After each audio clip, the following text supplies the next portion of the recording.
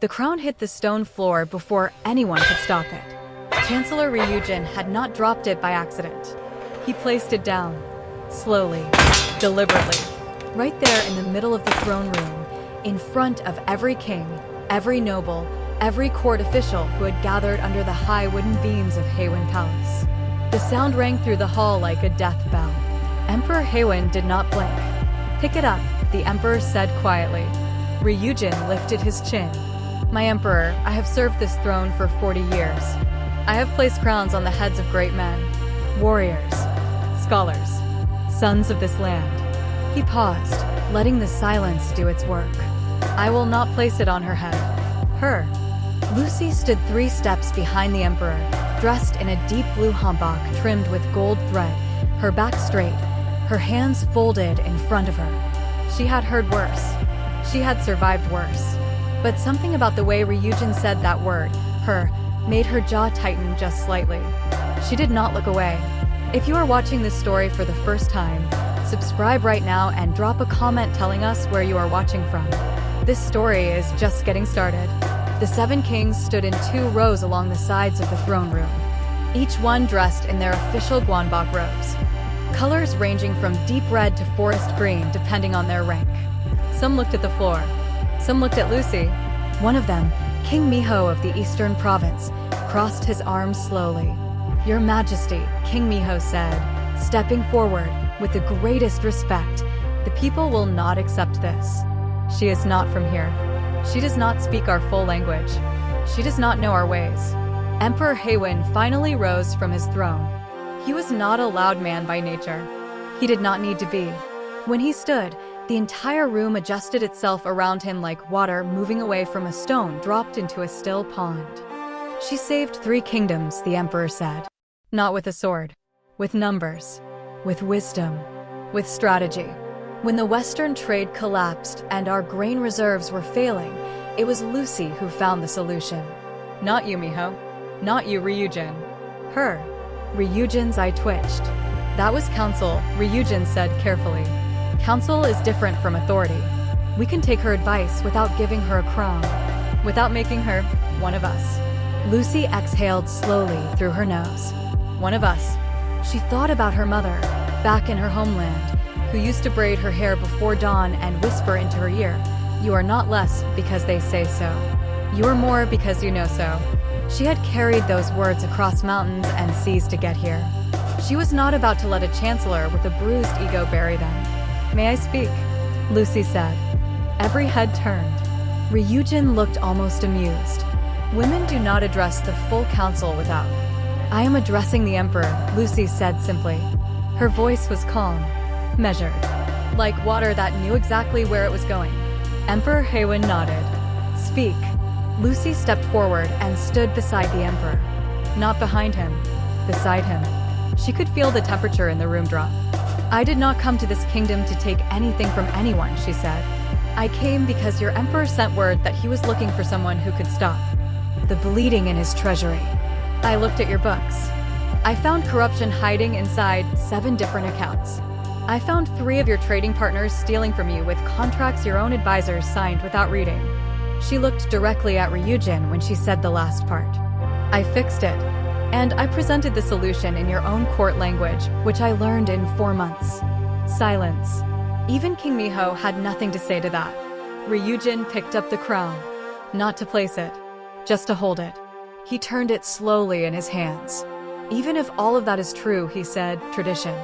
"Tradition," Emperor Haewon interrupted, his voice finally carrying an edge, once said that the sick should not be treated by healers from outside the village. And then our people died of curable illnesses.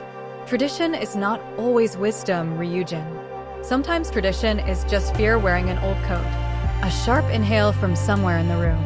King Do-hyun of the Northern Province, the oldest of the 7 kings, let out a long breath and stepped forward. He was a quiet man, broad-shouldered, with a gray beard that reached his chest. He looked at Lucy for a long moment. "I watched my own province nearly collapse 15 years ago," King Do-hyun said slowly. "I was too proud to ask for help from outside. 12,000 people suffered that winter because of my pride." He turned to Ryujin. Give her the crown. Do-hyeon. Give her the crown. If you are still watching, drop a like right now. You are in the best part. Ryujin stood very still. The crown sat in his hands. Lucy could see the conflict moving across his face like clouds before rain. This man had built his entire identity on being the one who decided who mattered. And now the emperor himself was dismantling that, brick by brick, right here in front of everyone. This, Ryujin said quietly, almost to himself, everything changes. Yes, Emperor Haewon said. That is exactly the point. Something shifted in the old chancellor's face. Not defeat exactly. Something more complicated than that. Maybe the first crack in a wall that had been built too long ago to remember why it was built in the first place. He walked toward Lucy. Lucy did not move. She did not step back. She stood the way her mother taught her to stand, rooted like bamboo, flexible enough to bend in wind, but impossible to pull from the earth. Ryujin stopped in front of her. He looked at her face. Really looked.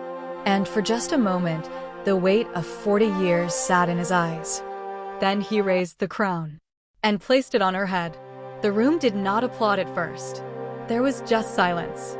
The kind of silence that means something is being rewritten. Then King Do-hyeon bowed his head. Then 2 more kings followed. Then another. One by one until even King Miho, slowly, stiffly, with the look of a man swallowing something bitter, lowered his head.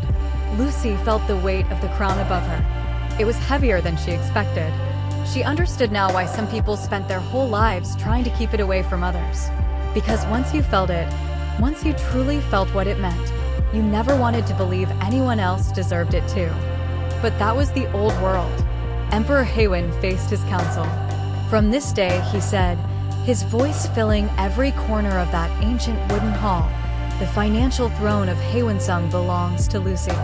Anyone who undermines her authority undermines mine. Anyone who disrespects her position disrespects this crown. He paused. And I think we all know what happens to those who disrespect this crown. No one tested that.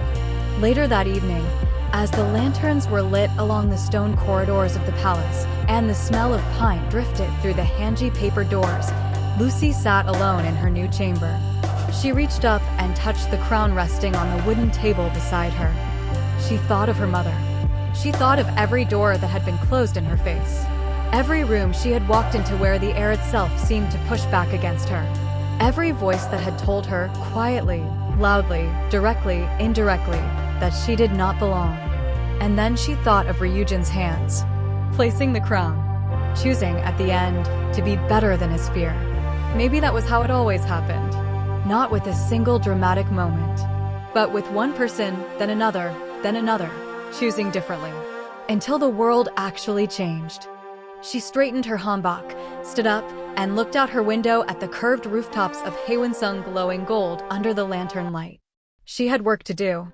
If you made it to the end of this story, you're exactly the kind of person this channel was made for. Subscribe, drop a comment telling us where you are watching from, and like this video. More stories like this are coming and you do not want to miss them.